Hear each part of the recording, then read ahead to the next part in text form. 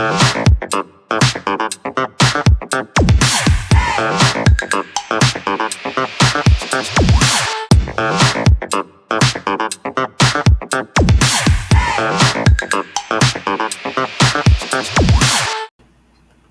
right, folks, here we go. KP's Video News, y'all. KP's Video News, y'all. You know who it is. That's right. Anyway, don't forget to hit that red and white button right there. Don't forget to hit that notification bell. Don't forget to share. Welcome all to KP's Video News. Don't forget to share with your family, friends, co-workers. And all right, here we go. This is going to be another cop-heavy show. And here we go, man. Again, this time in Ohio, we got another George Floyd type incident. We got George Floyd 2.0 just happened in Canton, Ohio. And so Ohio police actually released the video of a black man that passed at a local hospital after repeatedly telling officers, "I can't breathe," as they pinned him to the floor of a bar and handcuffed him. And, like I said, they're evoking memories of what happened with George Floyd in 2020. The body camera video released Thursday by the Kent Police Department, officers are seen apprehending the man identified as Frank Tyson, 53 years old, who was suspected of leaving the scene of a single car accident on April 18th. And that's April 18th. This is come on, man. This is the 26th was Thursday, so they released the tape on Thursday. But Canton Police was not immediately available to comment on the video, which was posted online by several local media outlets, or to confirm details about the incident. The 36-minute clip begins with patrol officers coming upon a car that had struck an electrical pole, and a bystander telling him that the driver of the vehicle had went into a nearby tavern. Officers are then seen entering the establishment, where they find Tyson standing at the bar. Altercation ensued as they attempted to grab his arms, and he really saw that, I don't know what they're doing, called the sheriff. The officers wrestled Tyson to the ground, handcuffed him, and one of them is seen placing his knee on his back near his neck for about 30 seconds. Tyson can be heard repeatedly saying, "I can't breathe. I can't breathe. Get off my neck." No, officer yells, "Calm down. You're fine," before standing up. The video shows Tyson lying motionless, face down on the floor for about 6 minutes, while officers speak with the people in the bar. And officers then check Tyson, who appears to be unresponsive, after about how many minutes? After about 6 minutes. They can be heard saying, "Is he breathing? Does he have a pulse?" 8 minutes after the officers handcuffed Tyson, they removed the cuffs and began CPR. Paramedics then arrive at the scene and take Tyson out of the bar on a stretcher onto a waiting ambulance. Tyson passed at the hospital, according to the information that was received, and so couldn't immediately be confirmed about the report of the official cause has not yet been determined. And the incident, like I said, was a direct similar situation like that happened with George Floyd, man. Why do these situations have to be escalated when you got a situation where you have a person that's handcuffed? So what's the point? If you got the person and you got him handcuffed, you've already subdued him, you've already taken him to the ground, you've already been handcuffed. Why? Why would you go so far as to take a person's life over something as simple as, if it's what you said, a car accident? Guy hit a pole, not another car, hit a pole, according to the report.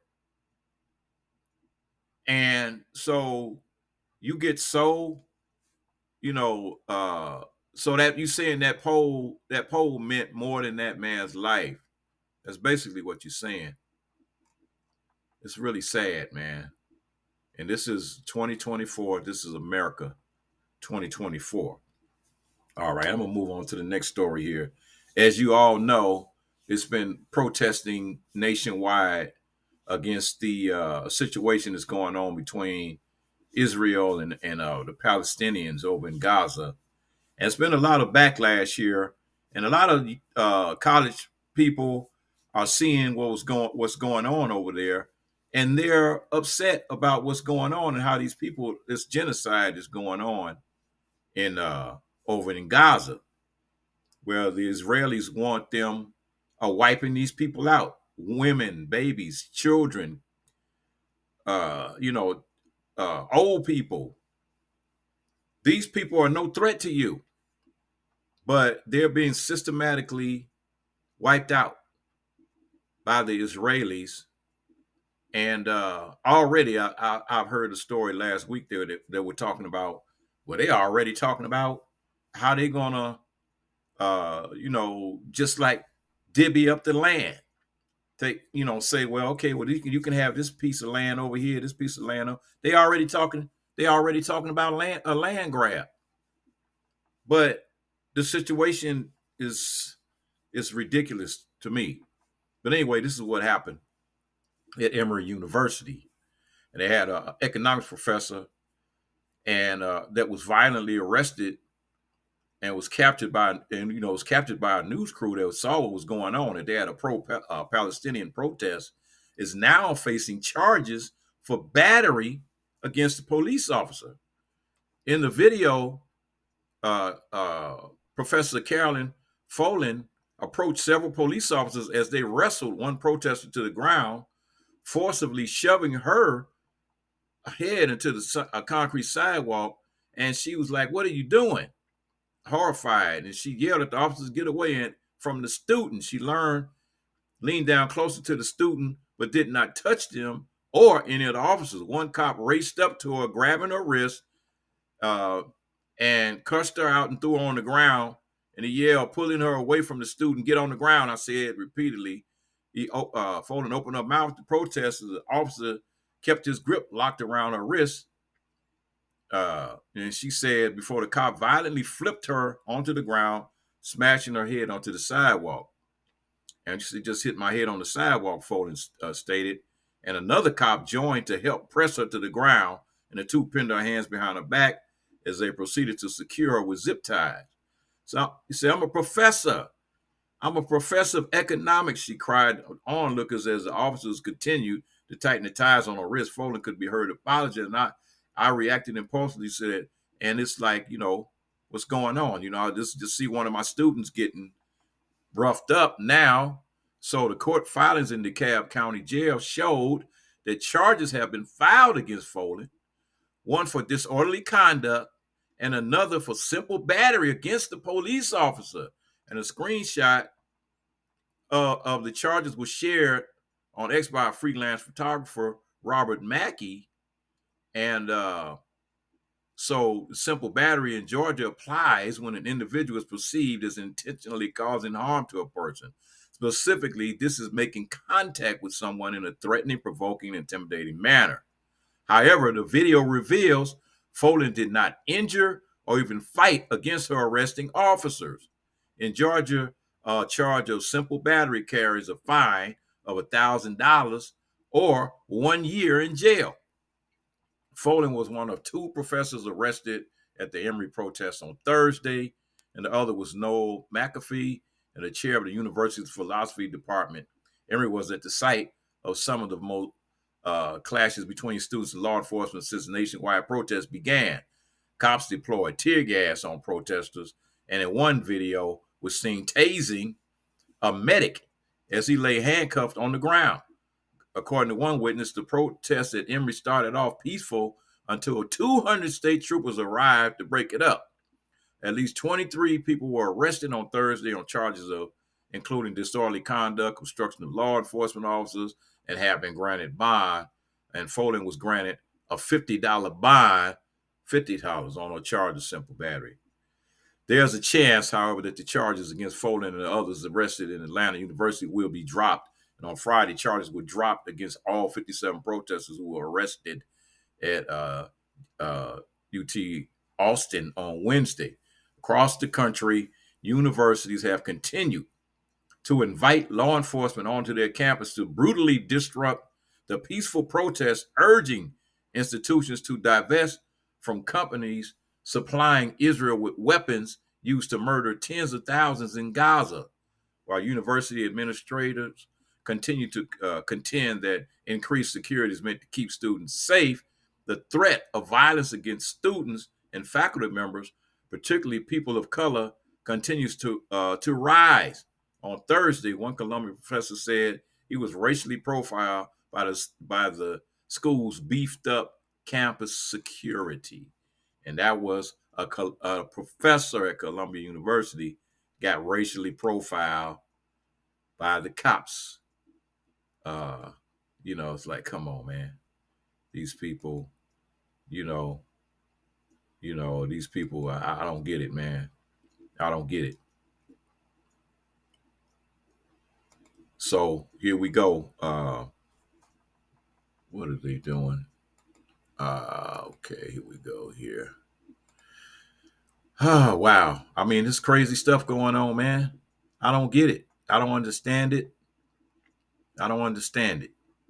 Okay, but anyway, this is a case that I was talking about the Elijah McClain that had got lost his life in Aurora, Colorado, a couple of years back. So anyway, you got a former Colorado paramedic, Jeremy Cooper, was sentenced to 4 years probation, 14 months work release, and 100 hours of community service on Friday afternoon.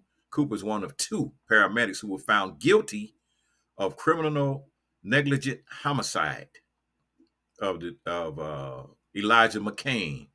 Adams County District Judge Mark Warner said Cooper's sentence stayed his sentence until June, which he said would give Cooper time to make arrangements to continue his employment. So what I mean, what's 44 years of probation? It's not like 14 months work release.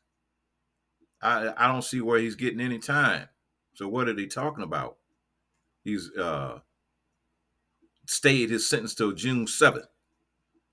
Former Aurora Rescue paramedic Peter Sechunek was sentenced last month to 5 years in prison and 3 years of probation by the same judge.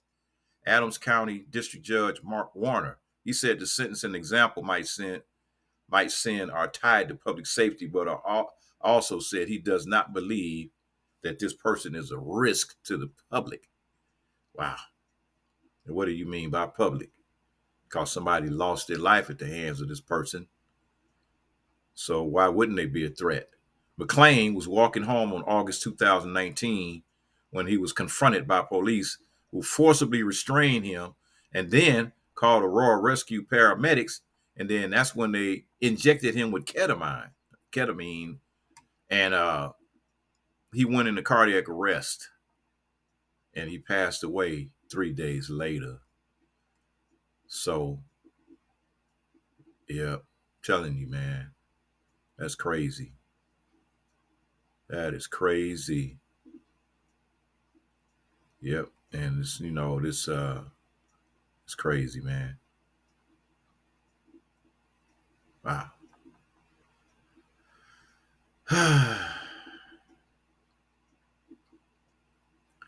Jeremy, the Elijah McClain's mother stated that Jeremy Cooper did not check for her son's pulse. Jeremy Cooper did not conduct a thorough examination to see if the son was breathing. Normally, Jeremy Cooper did not interact with my son or even ask how he was doing under the weight of a monster.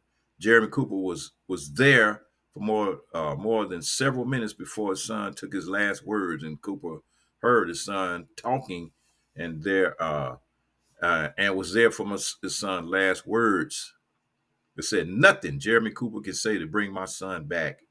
or remove my son's blood from his hands. It's crazy, man. Oh, God, the stuff that black people got to go through in this country. And here's another one. This is the last story here.